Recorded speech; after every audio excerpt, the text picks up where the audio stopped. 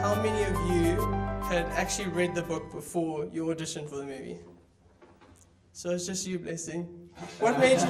I read it straight afterwards. What made you want to audition for it though, without even hearing about it? Because I generally just went for every audition I heard of because I am trying to pursue an acting career. When I first saw, I'd heard of the book, just hadn't gotten a chance to read it. And then I went to the first audition, and when I got a first call back, I'm like, okay, well, maybe I need to acquaint myself more with it. Read the book and then thought, flip, this is a really good book. That really apt me to carry on with the audition process. And now I'm here. Cool. Sven and Jamie, were you the only two that actually had professional acting experience before this? Well, yeah. Who else? What did you guys do?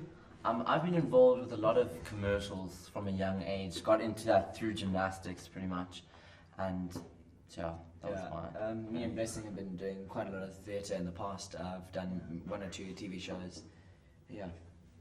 Travis, you auditioned on YouTube. What made you decide to do that? Go that route? Well, actually, when I even found out about the auditions, they'd already taken place, and I sent an email to Brad Logan, who's the producer of Spud. And I said to him, well, is there still a chance that I can still audition? And he said, well, yeah, well, why don't you make a video on a webcam and then send it to us on YouTube? We can just have a try. So I did that, and he called me in for a callback, and here I sit. When you first got the news that you got the part, what did you do?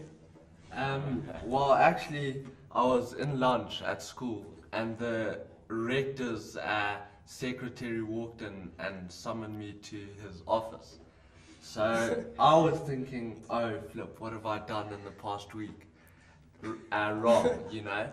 So I obviously thought I was in trouble for something. So I didn't go, and eventually the rector came and called me, and I thought, oh flip, now it's really serious. So I walked like timidly in, and I walked into his office, and then I saw all the Spud people, and I was like, huh?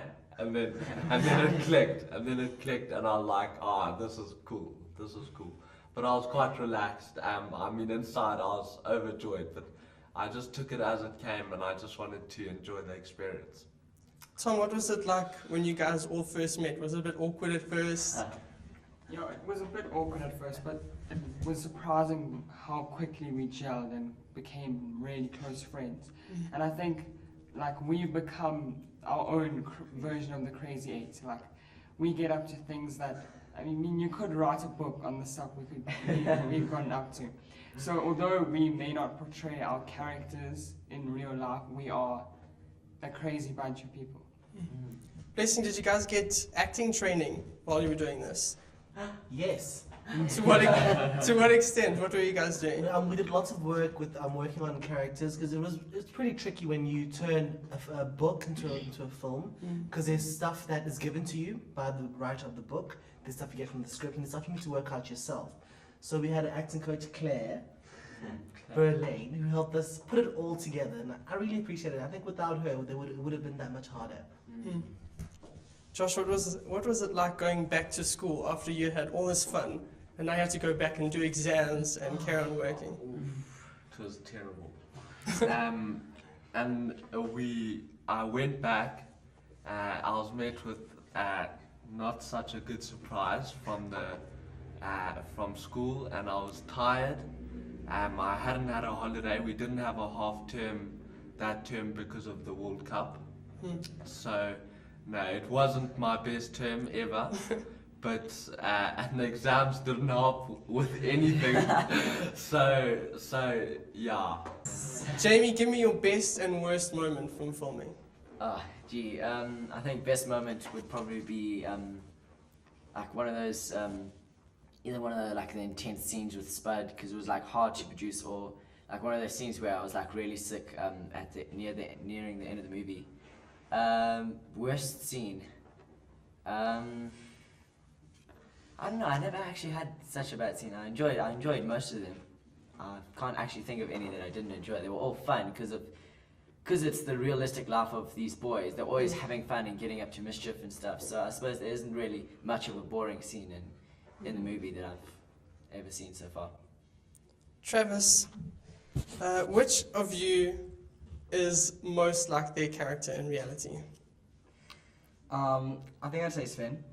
I think even in our group, he's the most dominant out of the lot of us, and he's the one that he'll put us into place if we're getting up to no good. And I mean, he does have like a lot of qualities that his character shares with him, well,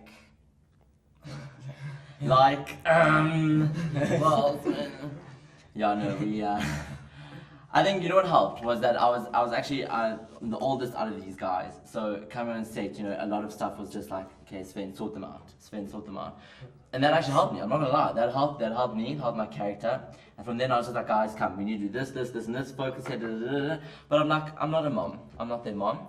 I'm their best friend. But at the same time, I took on that leadership role, just like Rambo. Yeah. I think someone else who's also very close to his role is Josh. Him and Mad Dog were for each other. You could see from the beginning.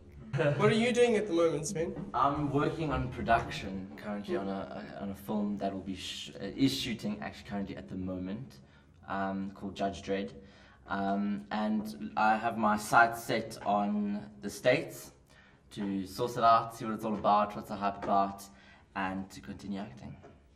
Tom, did you have any expectations when you went into the filming that changed? Maybe you expected something to happen in a certain way and it didn't really happen that way. I don't know, I tried to go in with an open mind. Like I didn't feel as if I had any like preconceived ideas. But then when I saw something happen in a specific way, I found myself thinking, okay, that's like a surprise. I wouldn't have thought it would be done like that. So yeah, I suppose any situation you go into, you go in with your own ideas. Also, like reading the script, after reading the book, you construct basically characters in your mind when you read a book, and then when they're portrayed for you, it's sometimes difficult to make that leap. So that was a bit of a challenge. So Travis, how many dirty magazines did you read to prepare for your role? Well, I mean, it's all a matter of research, but You don't have to answer the question, it's okay. The night swim. How did that all go down? How did you shoot it? Did you do it separately? Were they different days? Did you do it all on one night? It was cold. Yeah, it was.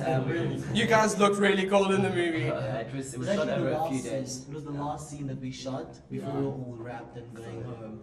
So it was amazing to shoot it because it's all this energy being like in the water and it's all cold, but also just because we knew it's the last time we're going to work together on set. So it's that added dynamic. Yeah, that was kick. We're all there, you're chilling in your underpants, A. B, it's freezing. C, you've got like dressing gown and they're like running with like, oh, hot chocolate, and they're like, oh, you guys warm, what's up, let's do another take, are you okay? So like, you're all just like, you like, just go with the flow. It's like, it's freaking, I don't know, amazing.